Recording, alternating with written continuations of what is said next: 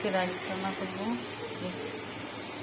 Capsicum নিয়ে নিচ্ছি, পেঁয়াজ, চিকেনটা ভেজে নিচ্ছি, মশলা, হলুদ মরিচ গুঁড়া, জিরার গুঁড়া, গরম মশলা, গোলমরিচ, টেস্টি সস, ম্যাগি মশলা, সস।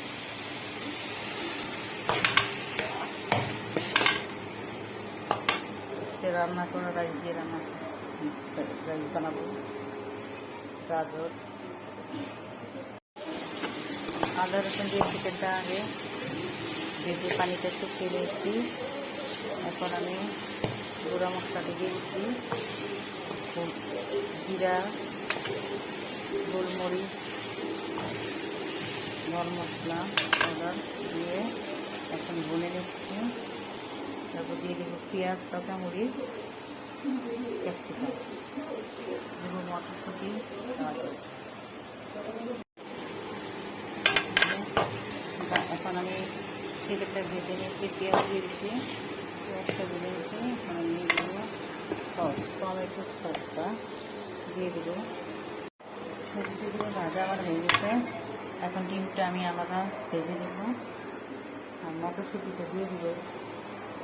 এখনই দিয়ে নামিয়ে নেব, নামিয়ে রেখে ডিমটা ভাজবো।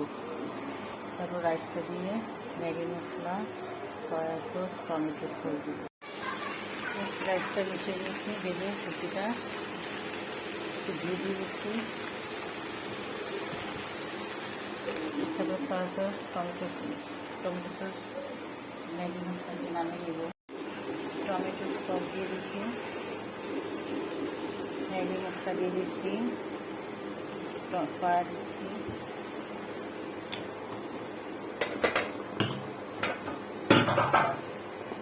দিয়ে দেবো ডিমটা, মিক্স করে নেব।